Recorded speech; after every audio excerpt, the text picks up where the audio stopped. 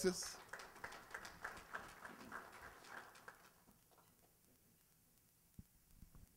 And Sergeant Milton Marrero from San Juan, Puerto Rico. Living in Arizona, you learn how to roll those R's. That's all right. No, I mean, you know, hey, obviously, what these guys do, and especially me, because they serve in the Army. Our oldest son, Brenton, served 2 tours, and our son-in-law also. So thank you guys so much for what you do for our country. Let's give them a hand. That's right.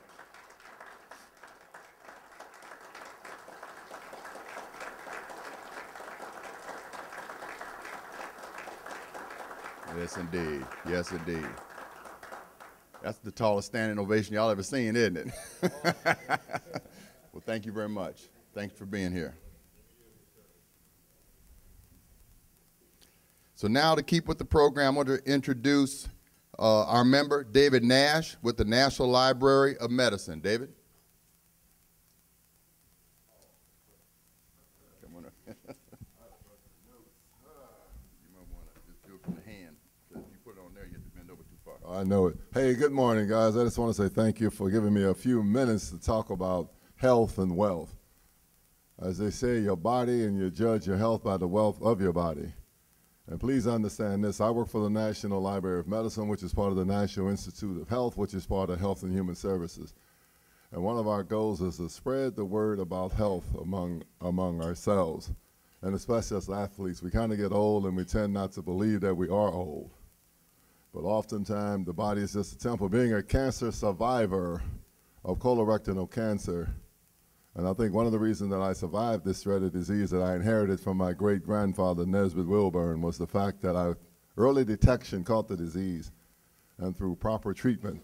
So I'll be working with the organization, and we'll be presenting health topics in the magazine, and I can be reached on my email address is dn19i@nih.gov.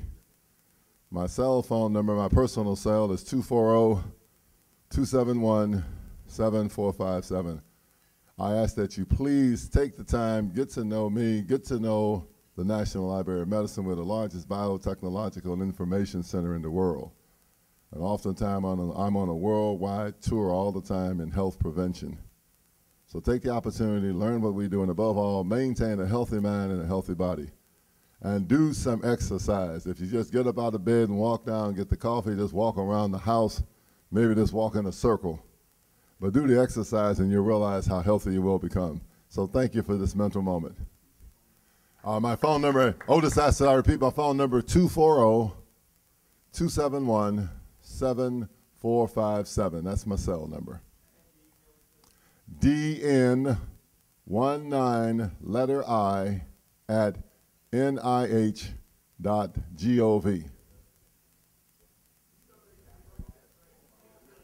All right, let me slow down. Let me slow down for the old folks. All right. All right, let's start with the phone number. We got these hearing impaired. Okay, that's why you need me. Phone number 240-271-7457. Email letter D, letter N, number 19, letter I, at nih.gov.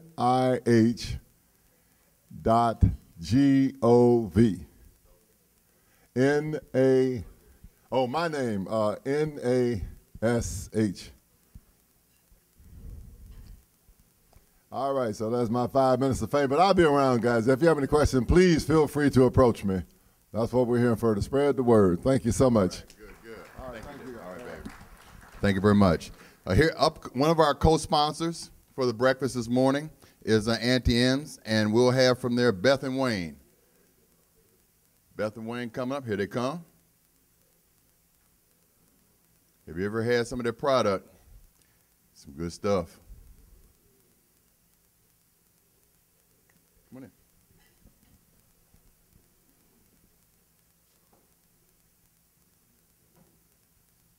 Hello. Good. speak. We both are, but I'm going to start. All right. Good morning, everybody. I'm Beth Monahan. I'm Chief Administrative Officer at Auntie Anne's, and this is Wayne Garnes with me. He's our Vice President of New Revenue Initiatives. A few years ago, Wayne joined us, and we started working on an initiative with the legends, the retired players, to look for opportunities for you, for business, and opportunities for us to get excellent franchise partners, and we think that we could partner together. So I'm going to start today and just give you a little bit of history. I think some of you here have heard some of this before. We'll give you some new stats based on our performance this year. So we'll just quickly go through that. So the company was founded in 1988 by Auntie Anne. She's a real person, and it is the largest soft pretzel franchise in the world. We have over 1,300 locations worldwide. We've expanded quite a bit this year. We're in 27 countries and 46 states. We were acquired by Focus Brands in November of 2010, so we became a part of that family. Here's just a quick shot of the countries that we're in, and this year we'll be pretty busy. We'll be coming to Brunei, the Bahamas, India, Turkey, Vietnam, Aruba, Ukraine, Kazakhstan, Estonia, Latvia, Lithuania, Georgia, Moldova, Uzbekistan, help me, Wayne, Kyrgyzstan, Tajikistan. Let's go to the next slide. All right, so projected openings for this year, we're projecting 102 domestic openings and 250 international openings. In 2012, we had a record opening number of 124 stores, so we're performing very, very well. For 7 years in a row, we've won this world-class franchise seal, and that happened again this year. We scored over 90% in training quality of the franchisor, and that our franchise partners would recommend us to others. This is a survey done amongst our franchise partners, and they rate us. So just to very quickly give you a financial snapshot, the initial investment is anywhere from $200,000 to $375,000, and that depends on where you go. Our locations are anywhere from 125 square feet to 800 square feet. So depending on the type of store you're buying is how much that will cost you, and that's all in. That's your equipment, that's your franchise fees, that's all in. So we're listed on the SBA franchise registry. We do work with local banks. We can help with financing if you need it. We don't do financing, but we have lined up partners that will help us with that. And we can provide a list of lenders for you if you'd like to look into that. Okay, so there's several different ways that you can get involved with our business. You could be an owner-operator, which would mean you own the store and you're in there every day operating. Or you could partner with one of our franchise partners who we know has a very good success rate, and you could be a silent partner with them. They would be then in the store operating every day. And then the third way to do that would be similar to that second way that I just explained, only it would be with an operations person that you would choose, someone that you know and trust, that you want to be in the store every day running the operations for you. We have current opportunities in Alabama, Arkansas, Arizona, California, Colorado, Iowa, North Carolina, Nebraska, New Mexico, Texas, and Vermont. And what that means, we have a full service franchise company. So when we sell you a franchise agreement, that means you actually have a lease for a location and you will open a store. So all of these states listed, we actually have locations ready. We need franchise partners. There are also stores for sale where some of our franchise partners are doing succession planning. They're ready to retire. So we have stores in these states: Arizona, California, Colorado, Florida, Kansas, Massachusetts, New Jersey, New York, Pennsylvania, Tennessee, Texas, and Virginia that are existing operations and they want to sell. And now I'm going to turn it over to Wayne, and he's going to tell you what a great company it is and why you should come and work with us. Thank you, guys. We've been working with Arnie. Look forward to working with Mark. Unlike other industries and businesses where at your ages, people are just hitting their strides, their income earning opportunities. For you, 20 to 40, your income opportunity is done. And your ability to generate revenue a lot of times is done. We thought that a great partnership, and we have a fantastic franchise. We've done very well over the years. And we thought this was an opportunity, not for everyone, for you to find new ways to generate an income stream for the future. And so as we looked out at the membership, we thought that Auntie Anne's could be a part of a solution, not for everyone, but for some of you guys who are looking to generate a future income stream, because that's what this is all about you having the ability to increase your enterprise value over the next 15, 20, 25 years. I mean, there are some obvious success stories. Everybody always talks about Junior Bridgman, but look, that's hard work. He's been doing it a long time, and I'm not sitting here saying everybody here's going to be Junior Bridgman, but the reality is that that model, it works. I mean, the reason you do franchising as opposed to a restaurant on your corner that you think your mom's going to buy her food is because there is a support system that's there. And that's what we have. We, as Beth mentioned, we are consistently ranked very, very high in terms of support. And we've thought this through. I mean, we think we have a plan in terms of if you're interested, that people that are interested, bringing you in and working you through our process. But at the end of the day, this is really about us trying to find a way to do some things for you and for us, because if you get it, you're successful, we get paid. But it's a way for you to increase your income value, your enterprise value, and for a way for you to get paid for the next 25 years. So that's the way we see it. It's not that complicated on our end. And it doesn't cost you anything to come and talk to us if you have an interest. That's free. So if this is something that you'd be interested in, we are very interested. We think that there are a number of opportunities that could be available to many of you guys. Many of you guys went to big schools, small schools. We would love to be on college campuses that we can't get on. There's some things that you guys are heroes in your college campuses. Many times we can probably find a way to do something with you on your college campuses. There are other opportunities in your hometowns. You guys are still heroes. Most of you are out of the league, but you're still heroes, and that's an opportunity for us. There are places that we can't go that you can probably get us. So for us, that's how we win. And for you, you win because you make money. That's ideally the way we look at it playing out. And if you guys have an interest, we'd be very interested in talking to you.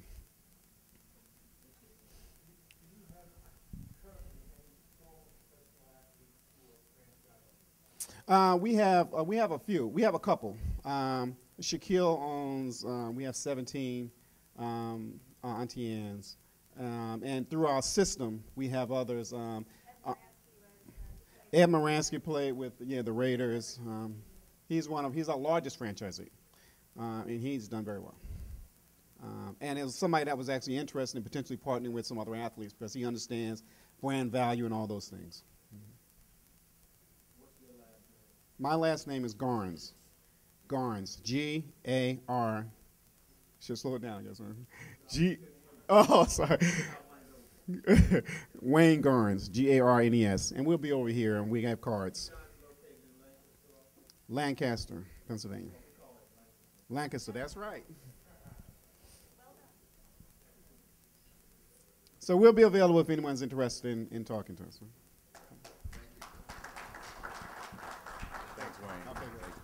Thank you, Beth and Wayne. You know, this is a special relationship for us because Auntie Anne's used to be involved with us, left, came back because they were inspired by the changes that we've made in the direction that we're going. So welcome back, and let's keep this relationship a long time. Next up is our other co-sponsor representing UBS Financial Services, a guy that we've seen here for a little while, Armand Del Medico. Armand?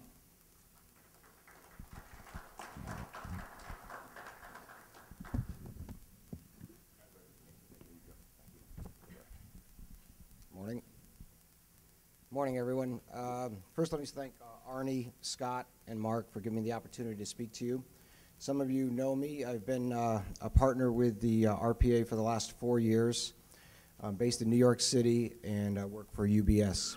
During those 4 years, it's really been incredible to see the evolution of the organization from a standpoint of membership growth and even essentially the Legends Lounge. I remember the first lounge Scott put together was the registration desk, the UBS booth, and I think an electronic popcorn machine. So things have really come a long way. Changes are being made, and it's very fortunate to be a part of this.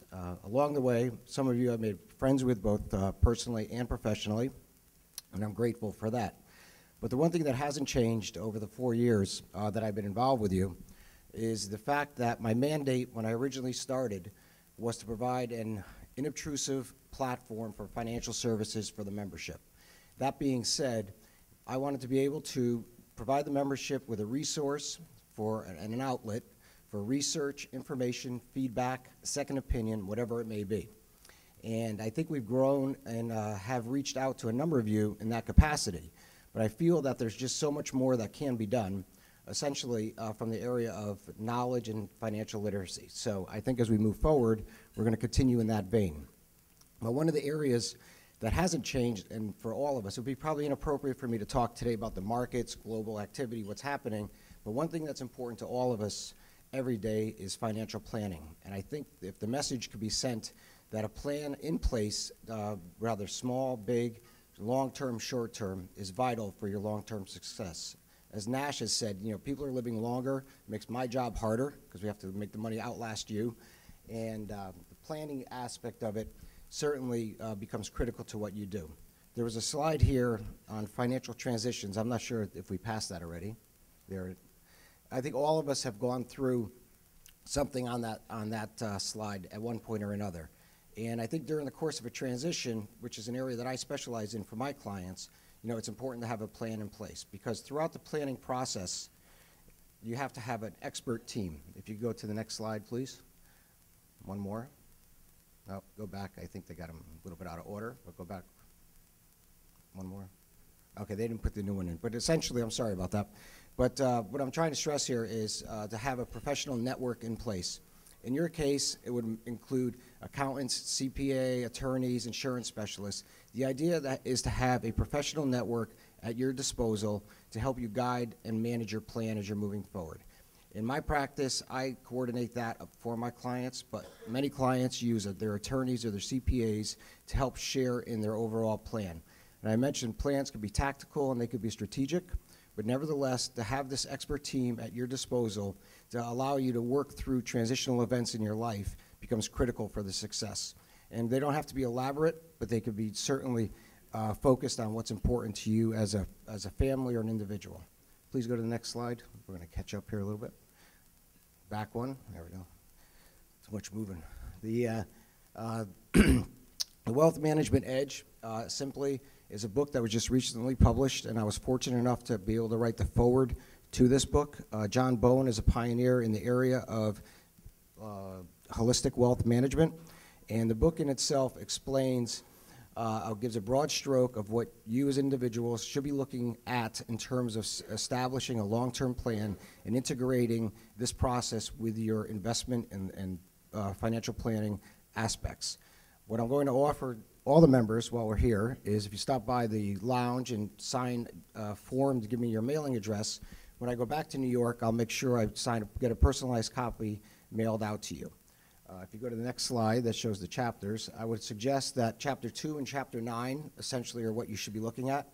It's sort of overcoming the behavioral fears of trying to do this, because a lot of times when you're looking at planning, you say it's too overwhelming, I'm not sure how to do this, but a plan could be, what am I going to do over the next 6 months? I want to buy a car. I want to refinance my home.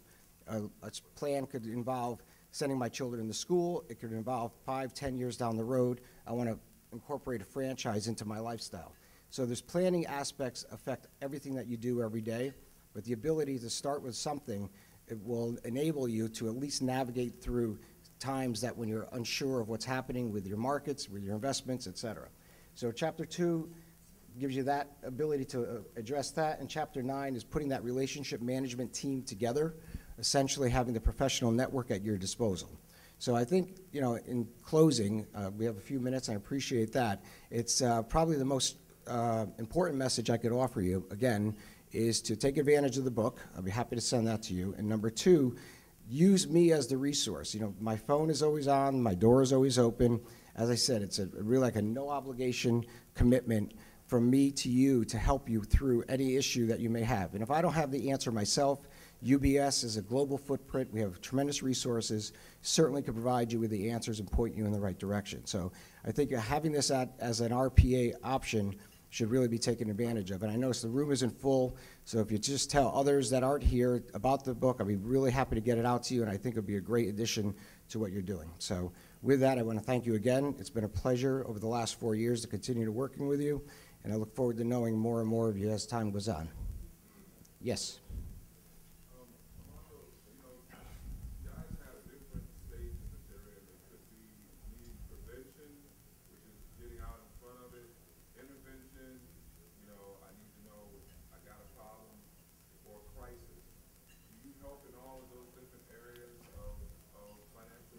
Absolutely. I mean, like I said, it's hard to really, I'm trying to give a broad stroke, but once a client or a situation is, you know, we're talking to them, we'll address whatever their needs may be. And it may be multi-level needs. You know, right now it might be crisis prevention and, you know, transitioning into something longer term. So, and like I had mentioned, having that professional network, obviously, you know, I don't practice law, but if you need legal advice, CPA, accounting advice, we bring that network of you know, intellectual capital together for the client to make sure that we give you the answers that you're seeking.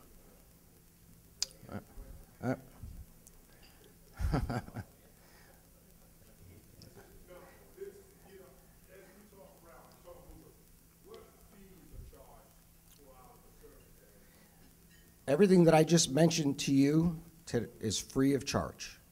So in other words, and again, this is might be getting a little deeper in the weeds for this moment, but if anyone called and said, Armin, here's my current investment model, here's my life budget, my income and expenses, I want to, you know, how does it look? Am I going to run out of money in 20 years, 10 years, 5 years? What should I be doing? We will provide you with a response, a sort of a second opinion to that plan that we're looking at, and there's no cost to it. So, like I said, it's an inobtrusive, open door option for all the members. Okay? All right, thank you. Good job, buddy. Thank you, Armin. Again, 4 years of a relationship with the NBRPA and more years to come. Even though most of us have already eaten, we do want to do the invocations. I'm going to call Benny Jones up.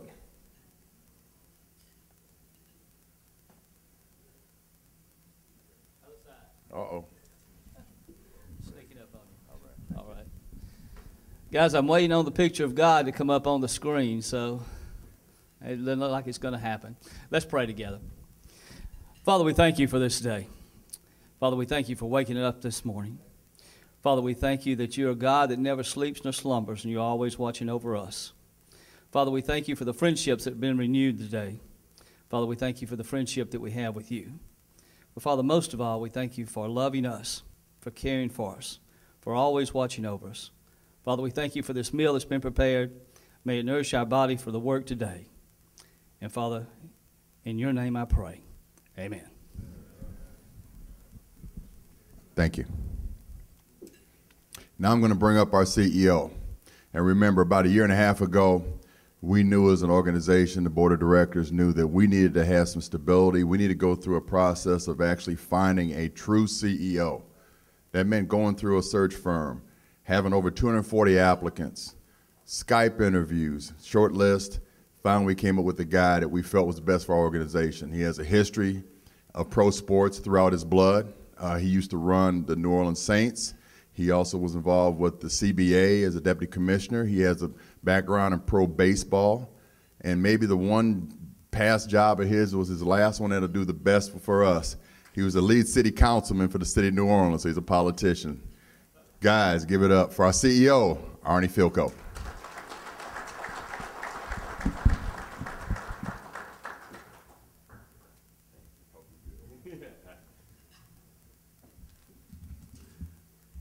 Good morning, everyone.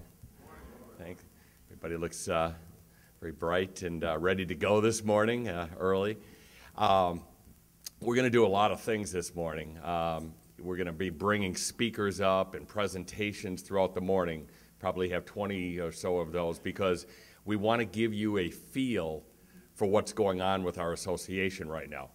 And so there's going to be probably 3-4 minute presentations so you know who our partners are, not just financial partners, but who our program partners are, what we offer, what our benefits are, so that we could start to take advantage of some of the stuff. And I'm going to come back up here in a few minutes and give you 10 or 15 minutes of kind of where we've come from, where we are now, and where we think we want to go. We'll talk about that in a second. Jim Granholm, if you'll come up to the front here.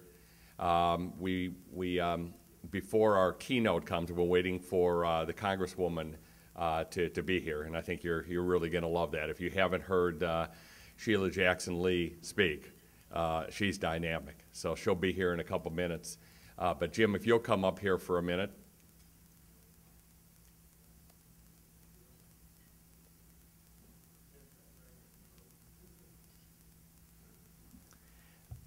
You know, one of the things that we're trying real hard to do is to provide a lot of affinity benefits, discounted programs, programs that would be germane to what you all do in your lives.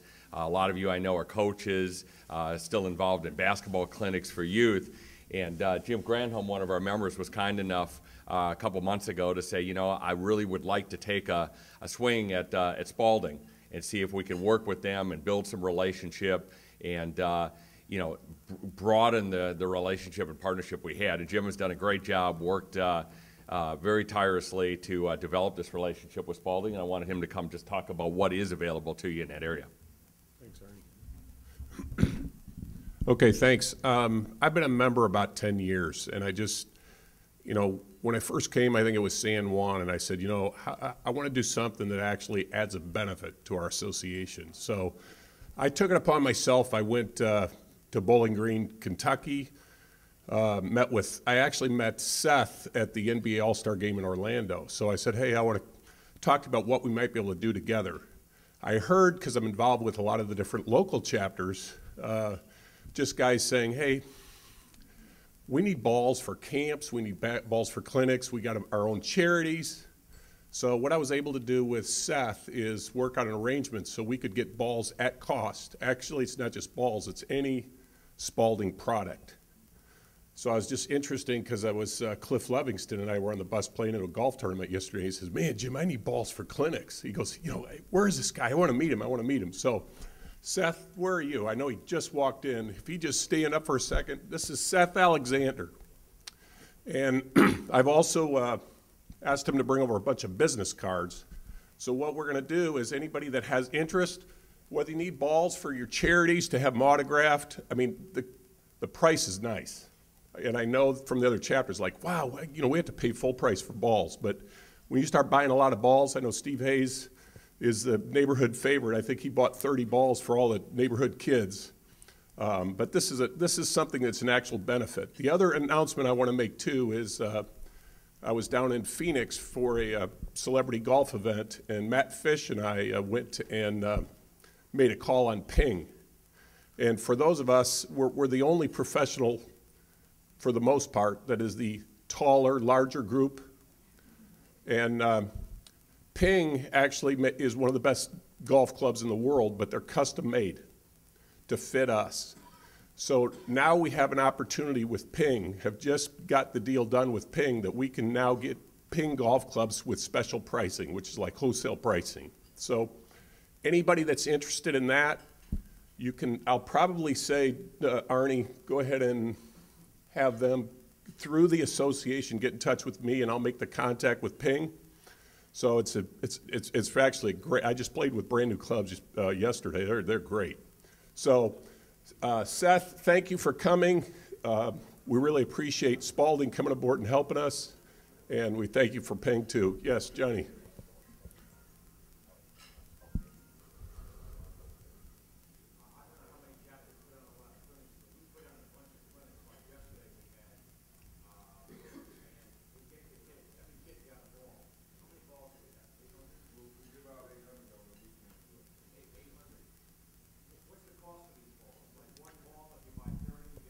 Oh yeah, I mean, we can send you the pricing, but I mean, it's really good. I mean, we can get, I couldn't believe the pricing that we can get through Spalding. Do you have an idea on the camp ball, Seth, like you're talking about 100 balls?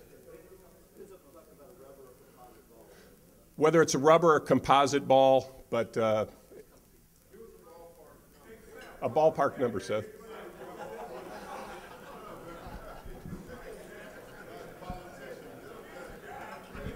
Good morning. Thank you. Thank you. On behalf of Spalding, we're really excited about this partnership. If you're talking about a full-size ball, you're looking in the $7, $8 range. If you're talking a composite ball like this, you're talking, the $11, $12 range, depending on, if you're wanting it inflated or deflated, which is, a lot easier to ship around if it's deflated. A full-size rubber ball is going to retail for that $15 to $20 range, so you're getting it basically from us for half the cost. Mm-hmm. Right here. How long are you going to stay around? Yes, sir. Is there a quantity discount? For the most part, they're going to ship in case packs of 4. So the quantity discount you're talking about is if really you're getting into a custom-made ball overseas. Our pricing for basically your stock balls that you're going to see in a retail store are the same whether you're buying 10 or 100. So if we were to order 200, for example, Mm-hmm. is there a significant discount if you order more, or are you charging on a per ball basis? It's a little bit. You're talking maybe 20, 25 cents difference on a larger order like that. But you're also affected on the shipping and all that as well. Mm-hmm. Listen, I was afraid this was going to happen because I knew you guys actually would be excited about this, as well the ping thing. I was only given 2 minutes. That's why I was like, uh-oh. If I invite him up, everybody's going to want to know. I got his business cards. I've got pricing. I've got things I can send you if you're interested. We'll get this taken care of. But listen, I got a couple balls. Excel was supposed to get signed. I wanted to give them a ball signed from all of us back to Seth for helping us out. So when you see that ball, Seth, thank you. Thank you. I'll be in the back if anybody wants to come see me individually. Thank you. Seth, thank you very much. Spalding's really a great NBA partner, and we're now going to be an NBRPA partner as well, so we really appreciate that. Before hopefully our Congresswoman is going to be here in a second here, so you can see we're kind of filling some time. I do want to introduce a couple people. In order to put on events, when you see an NBA event, you see 30,000 people, but when you see an RPA event, I mean, you really have 6 to 7 people that have worked tirelessly to help put on this event, the Legends Conference this summer, and others. So I think you probably have met, hopefully, most of the staff, but the ones I see in the back, Brian, just kind of raise your hand so he gets recognition. Paul Corliss, I think everybody knows. I saw Sam Vincent, I thought, towards the back. Sam is here. Sharice, you all know. Sharice has been working. Kenny Battle and Walter Bird have been a great help to us over the weekend. Thank you, guys. Aaron Miller is generally the person you talk to when you call our office, so I think you've talked to Aaron. And Mark Scoggins, our Chief Revenue Officer, is in the back. And Scott Roskin, who I think all of you know from previously, and Scott's here helping us this weekend as well.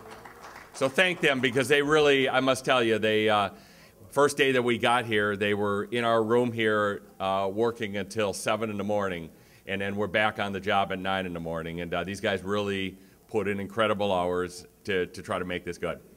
The other couple guests that I wanted to introduce that I see, Mr. Hugh Weber. Hugh, if you'll stand.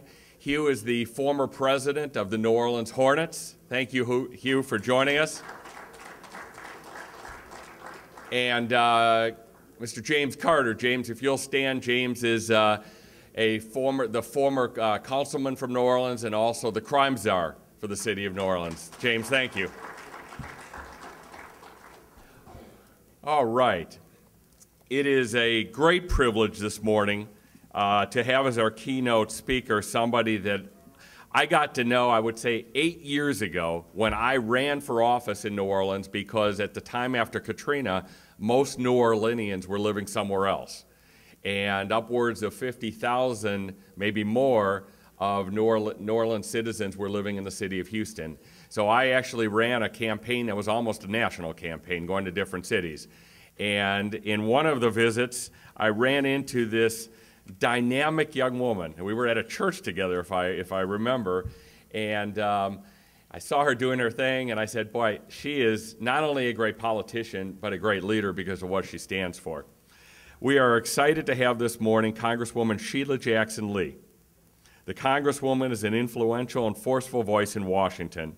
She's serving her 9th term, 18 years as a member of the United States House of Representatives. She represents the 18th Congressional District of Texas, centered here in Houston, which is the energy capital of the world. Considered by many as the voice of reason, she is dedicated to upholding the constitutional rights of all people. She served on various committees, including the Committee on Foreign Affairs, Homeland Security, and Judiciary. In the 110th and 111th Congress, Congresswoman Jackson Lee served as chairwoman of the Homeland Security Subcommittee on Transportation, Security, and Infrastructure Protection. She's also a senior member of the House Judiciary Committee, where she's a leader on bullying prevention, lead sponsor of the Bullying Prevention and Intervention Act of 2011. She's led the fight for passage of the Fair Sentencing Act, and this year garnered unanimous support to amend the 2012 Defense Authorization Bill that creates a day of honor for the return of our troops in Iraq and Afghanistan. Congresswoman Jackson Lee has received numerous awards during her career in public service. She's a frequent guest on network and cable news, including Face the Nation and MSNBC. She's a founder, member, and co-chair of the Congressional Children's Caucus and has served several years as a member of the Democratic Caucus Healthcare Task Force. She's been hailed by Ebony Magazine as one of the 100 most fascinating black women. Congressional Quarterly named her as one of the 50 most effective members of Congress, and U.S. News and Report named her as one of the 10 most influential legislators in the House of Representatives. Congresswoman Jackson Lee earned a BA in Political Science from Yale University with honors, followed by a Juris Doctorate from the University of Virginia Law School. She's married to Dr. Elwyn Lee, who is an administrator at the University of Houston, and has 2 children, Jackson Lee, a graduate of Harvard University, and Erica Lee, a graduate of Duke University. We are absolutely privileged, and please give a warm welcome to Congresswoman Sheila Jackson Lee.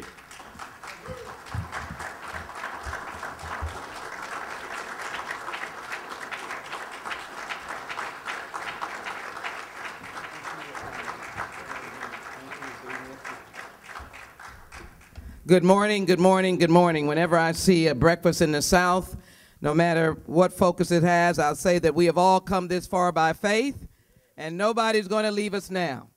So I thank you very much for giving me the opportunity of being here this morning and challenging you in a month that, although we commemorate it as African American History Month, it is a month that we can reflect upon for, one, struggles and overcoming, recognizing the greatness of America, and focusing on our flight, our future, and our destiny. Arnie, I thank you again for the opportunity. To the chairman and president of our local chapters, let me thank you very much for Major and Kevin. I don't know, are you in the room somewhere, somehow? Stand up, guys. Houston chapter, stand up. Let's give you a big hand. Thank you, guys, for hosting. President and chairman of the board, why don't you stand up to the National Association.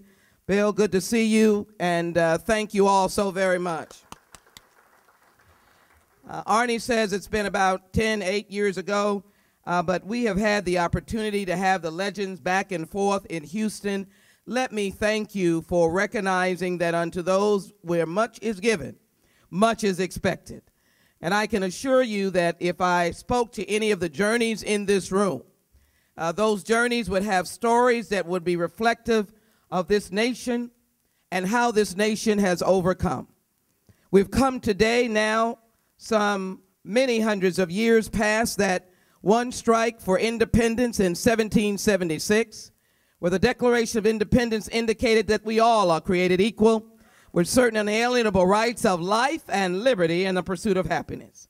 I don't know how many people take up the Constitution and read it, for we are a very unique nation.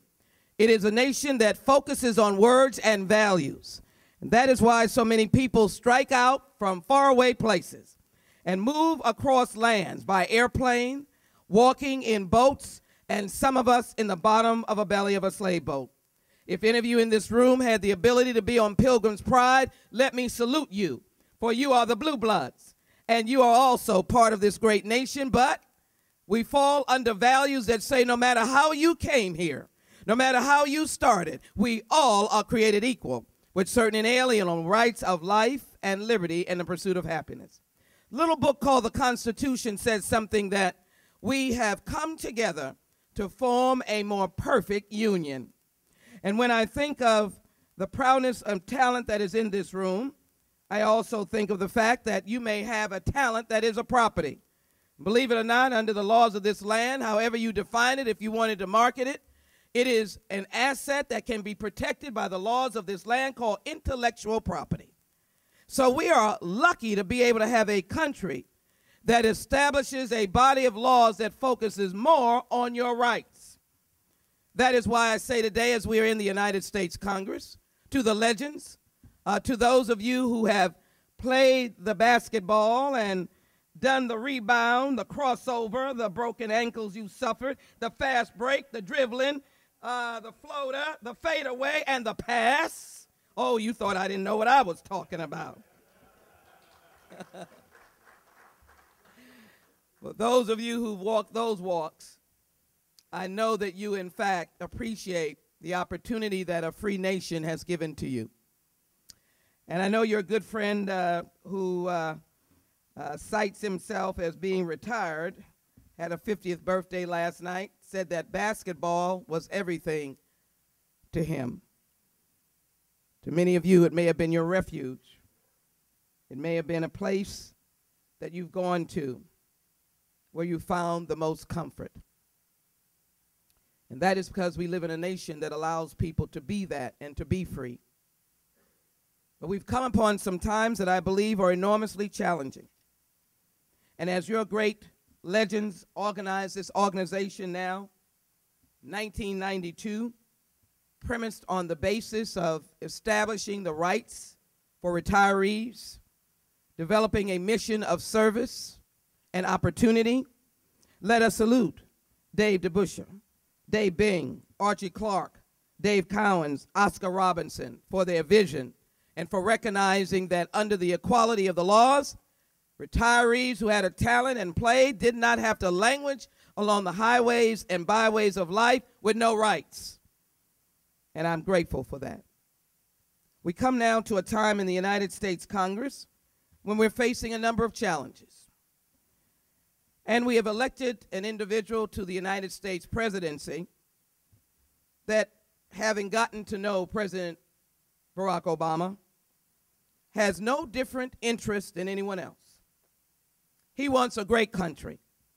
He wants a country that allows all who started with humble beginnings to rise to the top. He mentioned yesterday that, says it often, that his father was not in his life. And that signifies that he is empathetic and sympathetic to the highways, the lives of those young people that you actually impact. You made a difference at Jack Yates High School. They'll talk about it for the rest of their lives.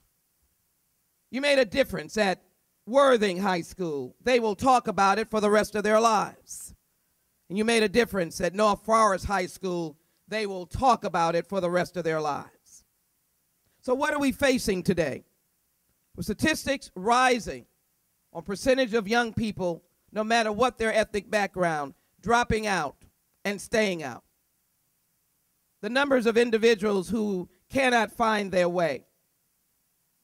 I'm a proponent and a supporter of extracurricular activities and sports and music and art. For I would ask the question of how many of you would raise your hand today and say that basketball saved not only your life but gave you direction? Let me see the hands. Anybody wants to raise their hand and say that basketball brought attention to what they were trying to do? A good number of you. Good number of you. And with that particular gift, I think it is enormously important that the legends and the retirees continue to do what you're doing by being the face of basketball in the community. And that expression makes me want to offer to you that in this time that seems that Washington is going in a divergent path rather than the Lincoln-esque path that so many may have read about in the history books, that when times are tough, you get tough, but you find a way to come to that center point. And in that center point, you can make a way for America to rise on her values. So in Congress today, you know what the issues are: balancing our budget, but more importantly, reducing the debt. And I know there are minds moving here and those who would have a vigorous debate with me one-on-one, for they will argue and say, of course you have to reduce the debt. But why don't I define America in a different way for you? And that does not mean that I am not suggesting, Arnie, as a council member, that you're not interested in, as Americans, doing what you would think was best that you do with your balanced needs and assets in your own household. But America is, on the federal level, the umbrella in a rainy day. It may be that player that comes in and assists or provides an assist so the dunk can be made. America comes into the lives of Americans as an assist so that Americans can dunk. And that means that if Hurricane Sandy obliterated the East Coast, what a disgrace that we would fall on our spear and take 65 days to vote to give them aid. For America assist Americans to be great and to come back to what they are. I don't know about you, but that is not a way to run a country. For I lived through hurricanes. I lived through Hurricane Katrina. I walked through the Astrodome and saw tens upon tens of hundreds, thousands of beds of Katrina survivors, of whom America had to assist so that they could dunk again. Or those who suffered the horrific tornadoes in Alabama when I walked the streets and saw the damage that one would never have imagined. America, the federal government, provides the assist. 165,000 returning Iraqi and Afghan veterans coming home, many of them both physically and mentally needing an assist so they can get back in their lives and dunk again. America.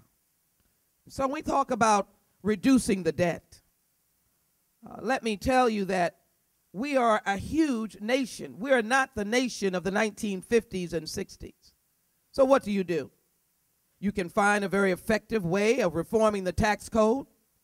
You can take up Warren Buffett's proposal on the tax issue on capital gains. But you can do it in a compromising manner that allows you to double track. What does double track mean? It means that we can continue the surge of R&D and innovation and manufacturing. We can continue to be able to ensure that there are those who have health care, that the necessary investment in education continues so that we don't snatch school lunches and breakfasts away from children whose only meal is in the classroom or in the school. Or we may not see that every day, but it exists. When I leave here, we'll be giving out food at Target Hunger. There will be families who will be lining up, for America suffers from food insecurity. So what does this nation, federal system have to do? Well, it runs a U.S. Postal Service, and every time I go into the neighborhood with seniors, they tell me don't take their postal service away. It is a vital service. It helps a bunch of small businesses. It implies the opportunity to be in your house and have a small business. It hires people. Does it mean that we don't need to reform it and make sure that it is fiscally sure? Of course we do. But when we think of the federal government and a big fat rolling along, tell the folk on Amtrak, go up and down the East Coast, United States military, all of that can be assessed. But should we stop the government because of that? Should we interfere with the processes of government? Should we hold hostage the debt ceiling that most of you have never heard of because it was raised automatically over the last couple of decades? And so although this is a festive weekend, one of the constitutional premises of education was, as the founding fathers formulated what they wanted this nation to look like, they said they wanted an informed public, so that informed public could be assured to ask its nation questions. I challenge you as the legends who've had some tough times on the court. I challenge you after you've organized an organization that said, yes, we can in 1992. Yes, we can be viable. Yes, we can be present. Yes, we can demand the kind of response from the National Basketball Association that you are an informed public. And in this month, we face a number of unique challenges to the system of government. As we look to how we will embrace this thing called immigration, for many of us sitting here with many histories. Mine partly from the Caribbean. Grandmother and grandfather made their way from Jamaica to the Panama Canal, was able to go down to that canal and see his name. And from there he made his way to South Carolina, Brooklyn, New York. Immigrant background. A little girl who went to Yale. The first time they opened the doors to girls and young women. For anyone calculating, I was 2 years old.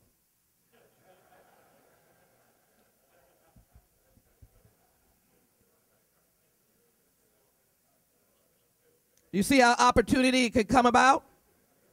Some of you all can tell that story as well. And so if I challenge you today, as we look to immigration reform, I seek you to have a place where you can say, who was coming in the 1900s? The Italians, the Russians, the Europeans, a vast number of Europeans, now second and third generation. So I think it is important that as we look at this immigration process, we don't throw darts, but we understand how people can come and move up the ladder. Why do I talk to you about all of this? Because who knows how the face of basketball will emerge and change. Something that has been built by all of you over 30 years plus,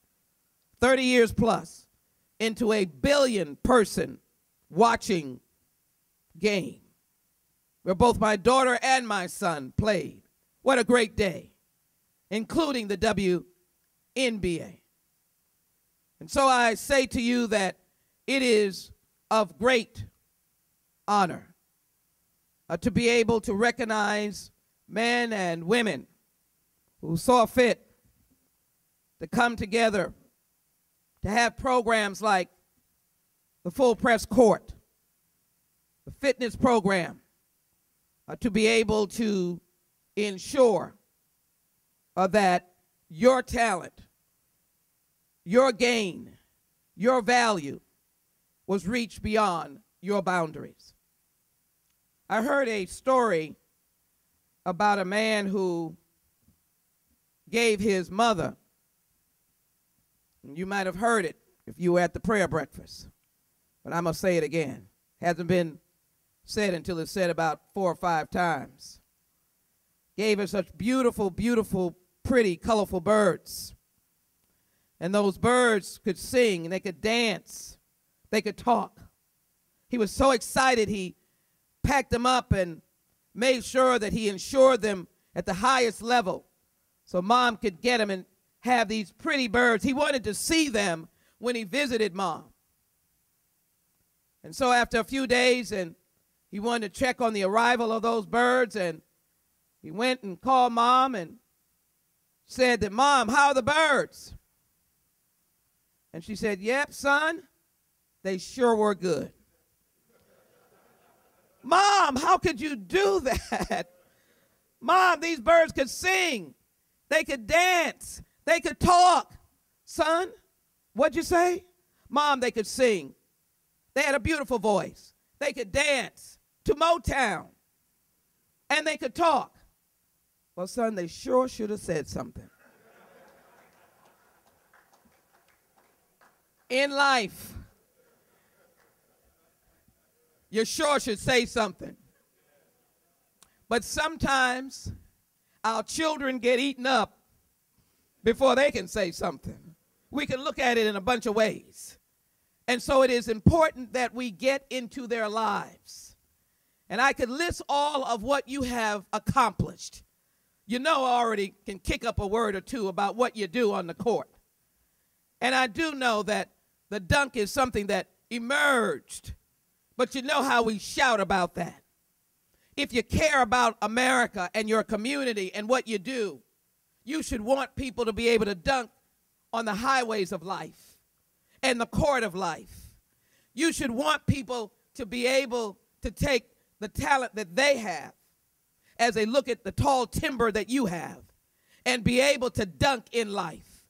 And what saddens me is to hear the stories of children whose lives were cut off early so that they couldn't make a dunk.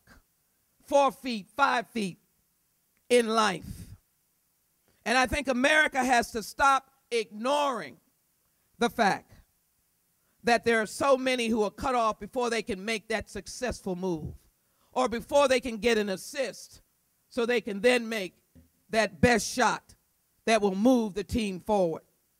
I want to share with you, because this is a month, I had the privilege of working on the Select Committee on Assassinations as a young lawyer in the United States Congress.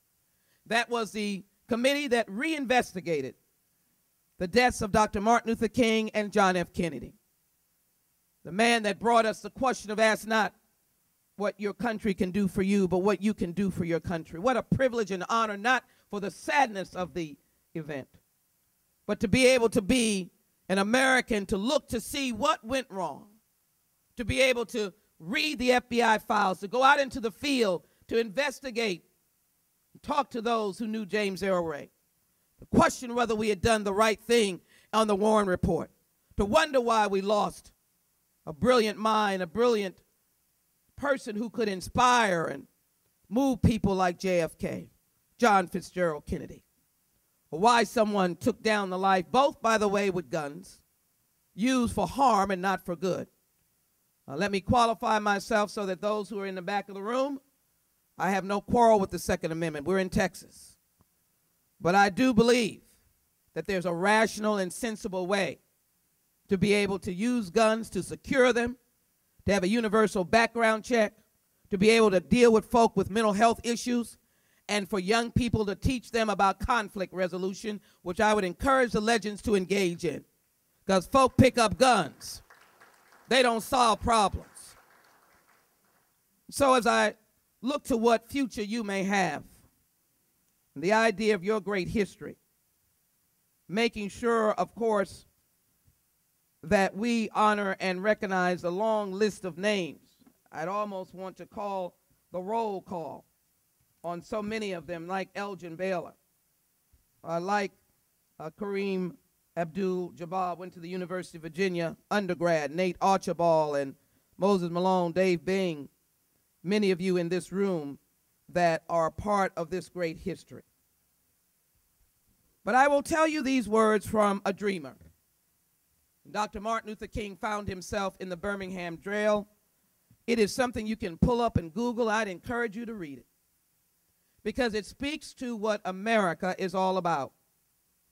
And I will paraphrase it as I bring my words to a close, reminding you that don't forget those birds. You got to say something. Don't forget the opportunity given. You got to do something. And don't misunderstand what America's role is, as others have shrill voices about no action. It is a country that must do. because it is a country that has welcomed those in the nation, in the world, on the basis that it has done. Martin King was challenged for coming into Alabama. He was an agitator, and all of the newspapers were concerned that he had come. And while he was in the jail, he took an opportunity to think. He took an opportunity to put down his thoughts about why he had come. He had a laid out piece of work that first talked about the fact that he was president of the SCLC, something that I had the privilege of working for as a young college student. But he talked about the Southern Christian Leadership Conference, and he said, we have chapters. And the chapter in Alabama said that they needed us to come for silent protests. And so, as the president, I came. So, in essence, I am not an outside agitator. I was invited. And then he went on to express that it was his job to go where an injustice was. And he considered what was going on in Alabama an injustice. The second point of legitimacy for the reason on which he came. And then he went on to talk about how we are interrelated. And I want you to hear these words. I am cognizant of the interrelatedness of all communities and states. I cannot sit idly by in Atlanta and not be concerned about what happens in Birmingham. Injustice anywhere is a threat to justice everywhere. We are caught on the inescapable network of mutuality and in a single garment of destiny. Whatever affects one directly affects all indirectly. Never again